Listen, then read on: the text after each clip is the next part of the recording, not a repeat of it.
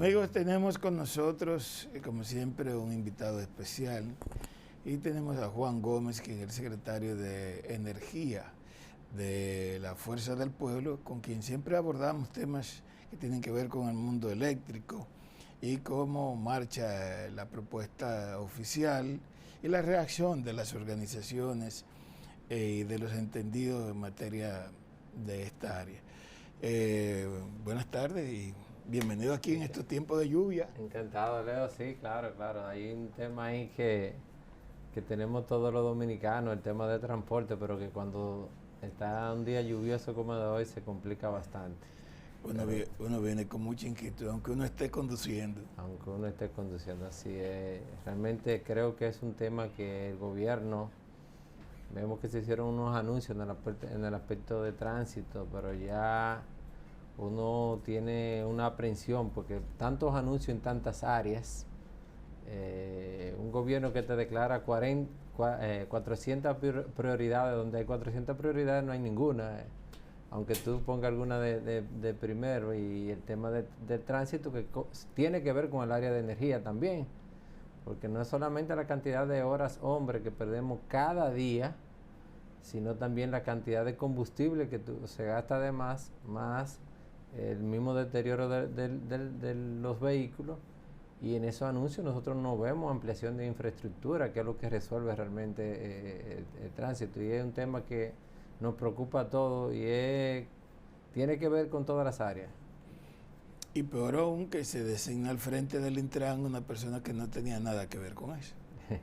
Bueno, que una persona que está relacionada ahora sí con el tema, y vamos a caer el tema eléctrico, que estuvo en la distribuidora es la distribuidora que siempre ha estado más saneada de todas, que fue Edesur, y realmente los números durante la administración realmente, en vez de mejorar, realmente se deterioraron, y el propio hecho de que lo hayan quitado de ahí es una señal de que algo no estaba funcionando adecuadamente, y lo designa en una zona, en un tema igual de complicado que el eléctrico, que es el de transporte. Pero ojalá que le vaya bien, porque uno no quiere que a nadie, y más personas amigas, le vaya de manera negativa en ninguna posición. Pero, por ejemplo, a mí me extrañó el papel de él en Edesur, porque él era una persona que venía del sector eléctrico y que conoce el sector eléctrico, y no le fue bien, no movió a extrañeza esa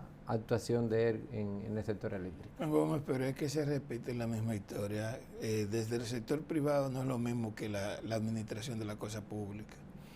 Y a propósito de eso, hay momentos como que se notan más críticos al abordaje de un tema, y no sentimos que haya mucha opinión en estos días sobre el tema eléctrico. ¿Qué momento estamos viviendo en la República Dominicana? Bueno, mira, uno tiene que venir, respetar a todos los televidentes que nos ven, y uno mismo, a ustedes, venir detrás de ser franco y hablar la verdad. Como la gente trae más el tema de eléctrico cuando los apagones aumentan, ahí es que la gente lo siente, porque ahí es que tiene todos los temas del diario vivir, de pequeños negocios, pequeños salones, pequeños colmados, y uno en su casa, en época precisamente de más calor, no pueda ni siquiera prender un abanico. Entonces ahí tú ves que el tema eléctrico sale de todos los medios, tanto de prensa, televisivos, radiales, y realmente ha bajado un poco el tema de los apagones en estos días. Ha habido un cambio de temperatura, baja un poquito más la demanda, porque el problema que tenemos es que en los meses de calor, ustedes ven los propios funcionarios diciendo, hay apagones porque hay más calor, o porque hay sobrecarga. Todo eso lo sabemos, y sabemos en los meses del año en donde aumenta la demanda. Ahora, como gobierno, como equipo eléctrico, como gabinete eléctrico, lo que tienen que hacer los funcionarios, o a quien le toque en el momento dado, es tomar las previsiones para que pueda suplirse ese aumento de demanda, y no que se supla con interrupciones. Entonces eso es una de nuestras observaciones o críticas en el sector eléctrico. todo se programa un año antes. Ustedes ven que cuando sale, por ejemplo, una central a darle mantenimiento, ese mantenimiento se somete, se aprueba y es un año antes. Cada central tiene que darle una programación de los mantenimientos y someterlo a la superintendencia. Y ahí la superintendencia, en coordinación con el organismo coordinador, es quien le dice a esas centrales, mire, puede hacer ese mantenimiento en el mes 3, en el mes 5, en el mes 6. ¿Por qué? Para no hacer coincidir mantenimiento de centrales grandes a la vez y que nos genere entonces un faltante de generación. Es decir, todo es programado. Ahora, vemos que hay mucha improvisación en el equipo eléctrico. Vimos que el anterior ministro, cuando estaba en oposición, tenían la solución de todos los problemas. Y cuando ya le tocó ser el rector de todo el sector, pasó lo mismo que el amigo Morrison. En un momento dado se le asignan todas las responsabilidades, inclusive recordarán que él fue el primer presidente del Consejo Unificado de la distribuidora. El refiere a Antonio Almonte. Antonio Almonte, a él se le dieron todos los poderes, no lo ejerció, fue descargándose de esos poderes y al fin y al cabo se descargaron de él. Y vemos que de una manera u otra en esta administración del presidente Abinader, ya no de esta segunda cuatrenio que recién inició, el cual parece que está viejo, sino los 4 años también anterior, vemos que todos los indicadores en el sector eléctrico en República Dominicana, en la parte de distribución, todos degradados, todos. La pérdida, todas de las 3 empresas distribuidoras subieron. El déficit del sector, lo que se tuvo que inyectar para llenar ese faltante, subió. Los niveles de cobranza en las empresas distribuidoras bajó. O sea, los niveles de inversión que vemos, la gente dice, inversión en la empresa distribuidora. Si no se invierte en la empresa distribuidora en compra de cable, en compra de transformadores, en compra de medidores, y se hace gestión de ello, no va a haber mejoría, no va a haber, las pérdidas no van a bajar, porque no bajan por un simple enunciado, y eso ni tampoco bajan de un día para otro, porque tampoco pedimos que las actuales autoridades bajen los niveles de pérdida a unos niveles que no sean racionales. Eso es poco a poco por lo mismo, porque conlleva inversión.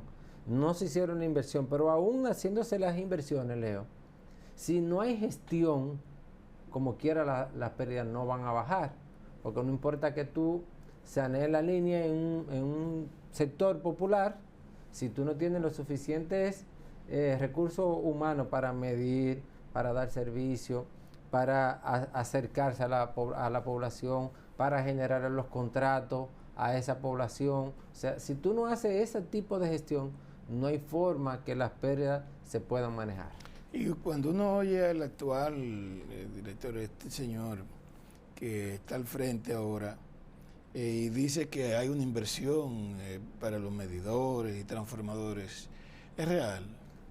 Mira, cuando se hizo una semanal del sector eléctrico, una exposición de mi amigo Celso ahí, él anunció que se iban a hacer unas inversiones, pero todas, y es bueno que la población lo sepa, todas sobre la base de préstamos.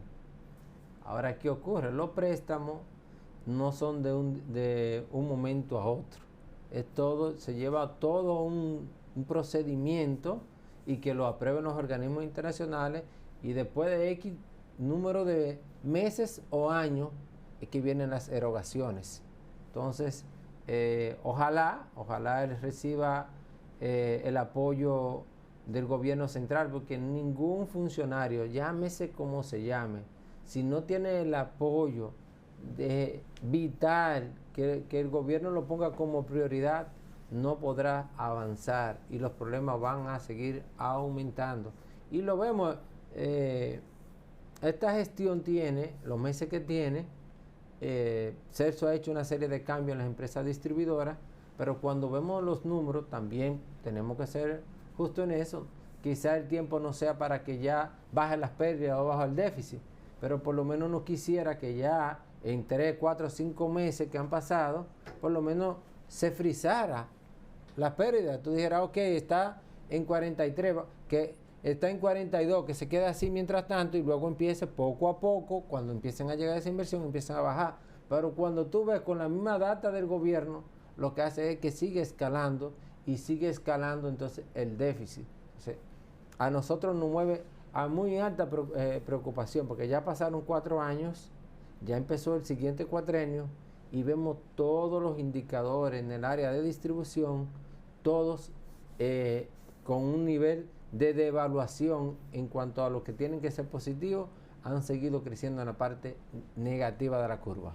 Cuando usted vino en la última ocasión que yo pude conversar con usted, usted reveló de un dato de deudas con las empresas generadoras eléctricas, con EGI, y también de las otras que quisiéramos que usted lo detalle ahora, por favor.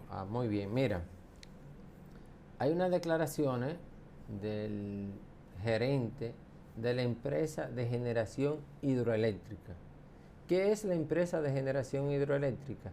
Es la empresa que es encargada y es 100% estatal del Estado de gestionar, administrar, dirigir las hidroeléctricas, toda la energía que se produce con las hidroeléctricas, que fueron construidas por el gobierno y que cuando se hizo el plan de todo el sector eléctrico en los años 98, eso se quedó siendo estatal, igual que la empresa de transmisión eléctrica, cuando se hace la reformulación de todo el sistema eléctrico. Entonces, él denunció, el ingeniero Salazar, que a esa fecha, que era en el mes de agosto, le debían las 3 empresas distribuidoras a la empresa de generación hidroeléctrica 18,000 millones de pesos.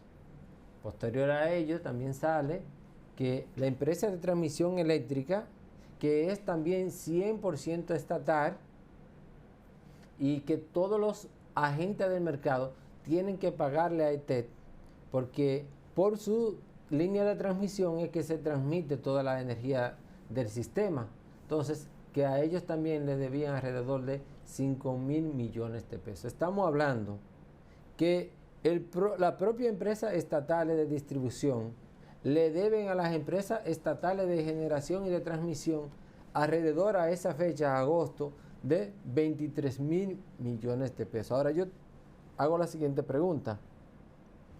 Y también en esa misma semanal, el presidente Abinader, posterior, creo que fue una declaración del presidente Abinader, hizo una aclaración de que no le debían a generadores privados, con lo cual uno apoya, porque uno no quiere que se le deba a los privados, pero tampoco que se le deba a los públicos. ¿Por qué?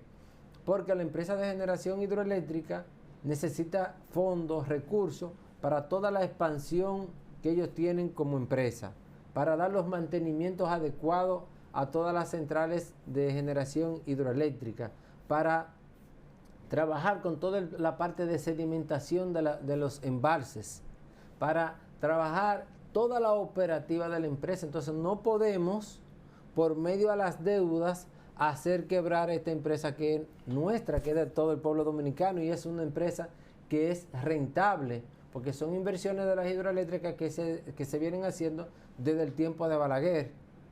Entonces, no podemos, señor presidente, y está muy bien y apoyamos que no se le deba al sector privado, pero que no se quiebre a las empresas públicas del sector eléctrico, con los cuales se tienen estos montos tan importantes de deudas con ellas. Y por fin, ¿qué constancia se tiene? Porque si bien es cierto, el presidente lo ha dicho, pero se ha reportado como deuda, como tal. No, imagínate, la constancia es la propia denuncia del propio gerente de la empresa de generación hidroeléctrica, el ingeniero Salazar. La declaración inclusive la tengo aquí en mi carpeta, en mi archivo, de las declaraciones de él. O sea, de que se le debe 18,000 millones de pesos. Imaginemos que, porque parece... Es un golpe brutal a la economía. Totalmente. O sea, como yo no me explico la operativa de esta empresa y todo con un faltante tan grande. O sea, porque son 18.000 millones de pesos y él hablaba que era desde el 2021 hasta agosto de este año. O sea, 21, 22, 23, 24, o sea, casi 4 años, vamos a ponerle 3 años para no exagerar, en donde se acumula una deuda tan grande. Entonces, a mí particularmente me preocupa por lo que te dije anteriormente. Es una empresa que necesita recursos día a día. A propósito de las presas, aquí en la República Dominicana hay un tema de la lucha por la ley del agua que finalmente no se concluye. Yo tengo mucho temor sobre el particular porque hay empresas privadas que le interesa pasar a controlar el tema del agua y el tema de las presas. ¿Cuál es la posición de Fuerza del Pueblo sobre el particular?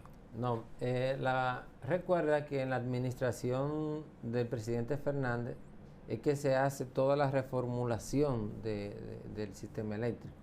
Y siempre se estuvo claro que la parte de agua es un recurso estratégico que debe estar bajo el control del gobierno. Porque mira, Leo, y ahí me da la oportunidad para lo siguiente. Cuando vemos una presa, el primer renglón de importancia de una presa no es la generación eléctrica. El primer renglón de importancia en cuanto a uso es el suministro de agua potable. Muchos de nuestros embalses son la toma de los acueductos más importantes de nuestras ciudades. Entonces, eso es lo primero. Ahora, lo segundo, que también importante, es para el tema de riego, de producción de lo que nos comemos, los alimentos.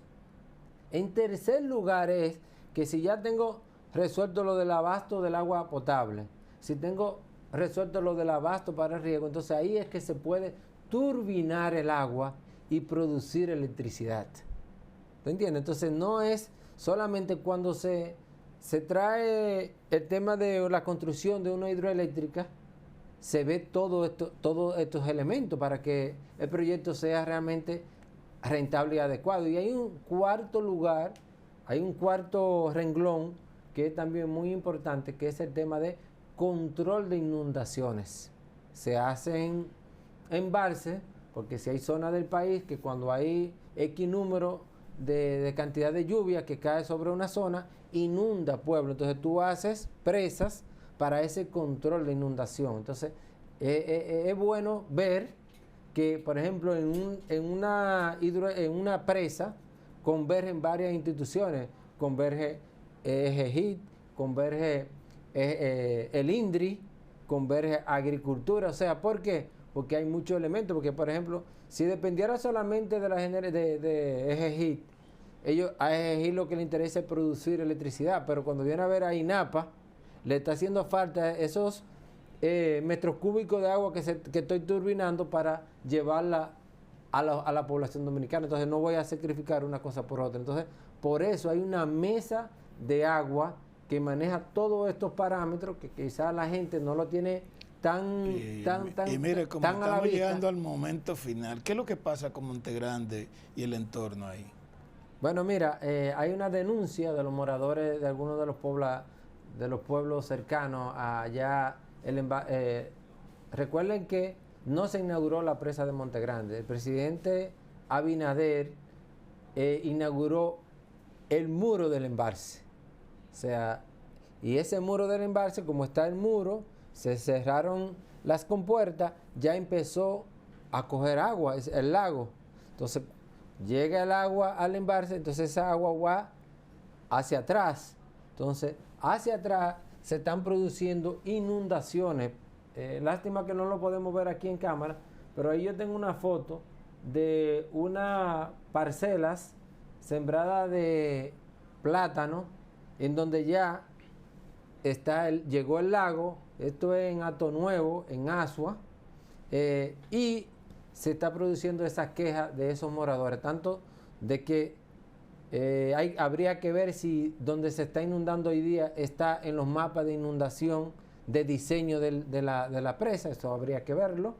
Hay que pedir esas informaciones a EGIT, pero Mientras tanto, y al INDRI mayormente, pero mientras tanto hay muchas quejas de los moradores, y no solamente del impacto del lago de la presa, sino de los moradores, de las personas que se mudaron a las 380 y pico de viviendas, que ellos dicen que lo han dejado sin tierra, que no tienen agua, que nada más le llega el agua una vez a la semana, que hay problemas de deficiencia de recogimiento de basura de esa área. Entonces hay unas grandes quejas, inclusive han hecho algún tipo de protesta denunciando aquello. Querido Gómez, ya llegamos al final. Evidentemente hubiéramos querido continuar sobre el tema, pero evidentemente en otra oportunidad lo vamos a hacer. Juan Gómez, de la Secretaría de Energía de Fuerza del Pueblo, están ustedes invitados para mañana en el Meridiano.